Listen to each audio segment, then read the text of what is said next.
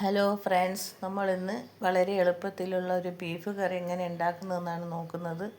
അതിനു വേണ്ടി 1 kilo beef നല്ല വൃത്തിയായി കഴുകിയത് ഒരു കുക്കറിലേക്ക് ഇട്ടിട്ടുണ്ട്. ഇനി അതിലേക്ക് വേണ്ട ഇൻഗ്രീഡിയൻസ് എന്തൊക്കെയാണെന്ന് നോക്കാം. 2 സവാള, ഒരു 3 പച്ചമുളക്, ഒരു 10 അല്ലി വെളുത്തുള്ളി, ഇഞ്ചി അതൊരു ചോപ്പറിലിട്ട് ചോപ്പ് ചെയ്താണ് നമ്മളിതിലേക്ക് ചേർത്തത്. ഇനി ഇതിലേക്ക് വേണ്ട പൊടികൾ എന്തൊക്കെയാണെന്ന് നോക്കാം. 2 ടീസ്പൂൺ മല്ലിപ്പൊടി, 1 ടീസ്പൂൺ മുളക് പൊടി, 1/2 ടീസ്പൂൺ മഞ്ഞൾപ്പൊടി,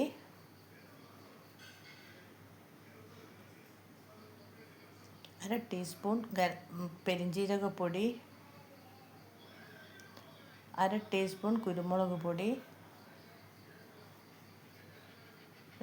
1/4 ടീസ്പൂൺ ഗരം മസാലപ്പൊടി, 1/2 ടീസ്പൂൺ മീറ്റ് മസാലപ്പൊടി. മീറ്റ് മസാലപ്പൊടിയോ ഗരം മസാലപ്പൊടിയോ ഏതെങ്കിലും ഒന്ന് ചേർത്താൽ മതി. ഞാൻ എൻ്റെ കയ്യിൽ 2 ഉള്ളതുകൊണ്ടാണ് കുറേശ്ശെ 2 ചേർത്തത്. ഇതിലേക്ക് ഇനി ആവശ്യത്തിനുള്ള ഉപ്പും ചേർത്ത് നല്ലവണ്ണം കുഴച്ച് അര കപ്പ് വെള്ളവും കൂടി ഒഴിച്ച് അത് കുക്കർ അടുപ്പിലേക്ക് വെക്കാം.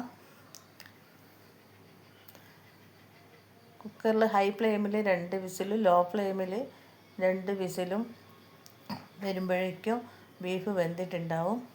ഇനി നമുക്ക് ഇതിലേക്കുള്ളൊരു മസാലക്കൂട്ട് ഉണ്ടാക്കാം. അത് ചീഞ്ചട്ടിയിലേക്ക് 2 ടേബിൾ സ്പൂൺ വെളിച്ചെണ്ണ ഒഴിച്ച് നീളത്തിലരിഞ്ഞ ഒരു കഷ്ണം ഇഞ്ചിയും 10 അല്ലി വെളുത്തുള്ളിയും ഒന്ന് മൂപ്പിച്ചെടുക്കാം. ഇനി അതിലേക്ക് ഒരു 200 ഗ്രാം ചെറിയ ഉള്ളി ചെറുതായി മുറിച്ചെടുത്തതാണ്.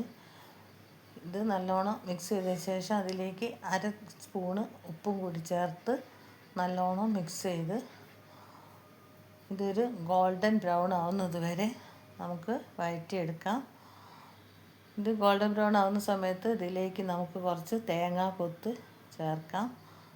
തേങ്ങാക്കൊത്ത് ഇട്ട് തീ നല്ലോണം സ്ലിമ്മിലാക്കിയ ശേഷം അതിലേക്ക് വേണ്ട മസാലപ്പൊടികളിടാം. ഇതിൽ 2 ടീസ്പൂൺ മല്ലിപ്പൊടി,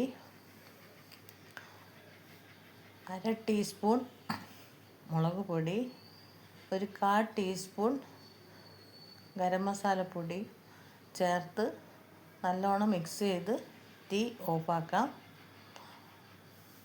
അപ്പോഴേക്കും നമ്മുടെ ബീഫ് നല്ലോണം വെന്ത് വന്നിട്ടുണ്ട്.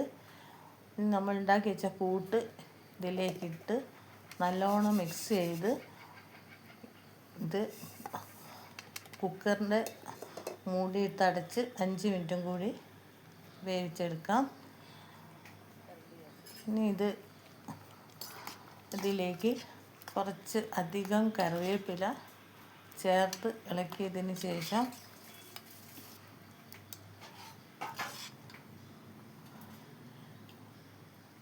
അതിലേക്ക് ഒരു 1/2 ടീസ്പൂൺ കുരുമുളക് പൊടി,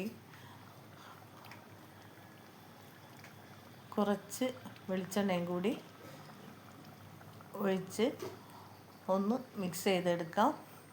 അപ്പോഴേക്കും നമ്മുടെ സ്വാദിഷ്ടമായ ബീഫ് കറി റെഡിയാണ്. ഇത് ചപ്പാത്തിൻ്റെ ചോറിൻ്റെ ഒക്കെ കൂടെ കഴിക്കാൻ നല്ല ടേസ്റ്റാണ്. എല്ലാവരും ട്രൈ ചെയ്യണം, ലൈക്ക് ചെയ്യണം, ഷെയർ ചെയ്യണം, സപ്പോർട്ട് ചെയ്യണം. Thank you.